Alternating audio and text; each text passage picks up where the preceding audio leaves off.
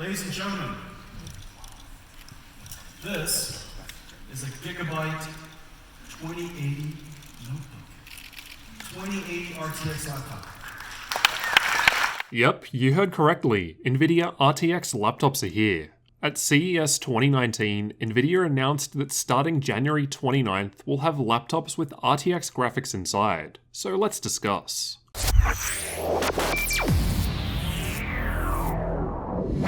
At the moment, we're looking at RTX 2060, the desktop version of which is launching January 15th, RTX 2070 and 2080 graphics becoming available in laptops in about 3 weeks' time. From the 29th of January, Nvidia said that there will be 40 different laptop models available with RTX graphics, and that's not counting different configurations of the same model. And 17 of these will make use of Max-Q, most likely the thinner machines.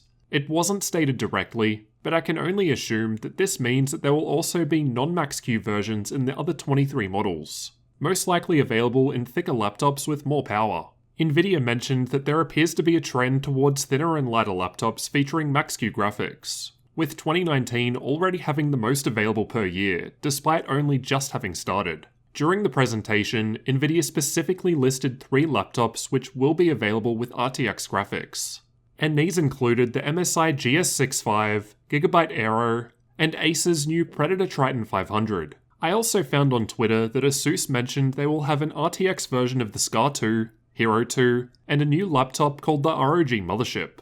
Unfortunately, my Australian contacts weren't able to hook me up with Asus at CES, so hopefully I can track them down. The Triton 500 was listed with 2060 graphics, while the GS65 and Aero were mentioned as having 2080 graphics. I'm not sure what other options I'll be available with at this stage, but most likely it will vary.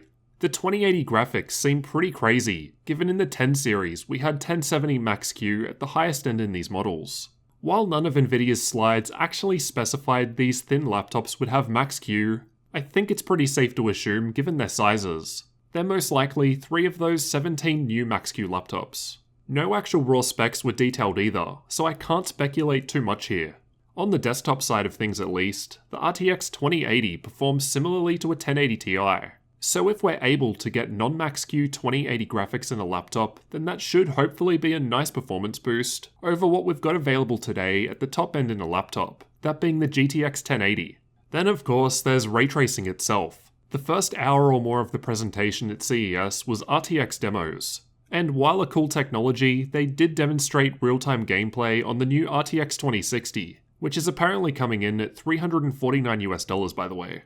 I'm still pretty skeptical based on what I've seen so far with the desktop cards. Add Max-Q into the mix and I'm not so sure. I'll have to play it myself to believe it. It will of course also be very interesting to test and compare these RTX models against the older GTX 10 series versions to see how well the cooling holds up, or if the heat pipes have otherwise needed to be upgraded as a result. Again, no specs were revealed for the laptop graphics at this stage, so I'm not sure what TDP we're looking at, but definitely expect some future videos on these topics.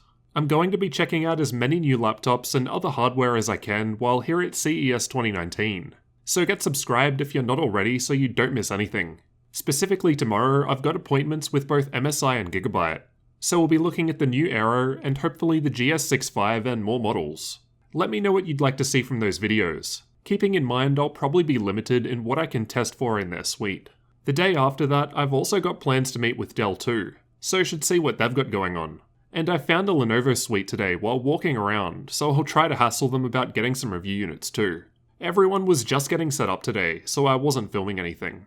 Even without detailed testing, if you were considering buying a laptop now, I'd at least wait a few weeks so we can see how these RTX laptops actually perform, and find out their prices relative to the 10 series models. Full detailed performance will of course have to wait until I've got these new models in my hands for testing. But don't worry, I've already got confirmation that I'll be receiving some for testing, including Gigabyte's new Aero. So get subscribed and get your body ready for all sorts of laptop RTX testing to come.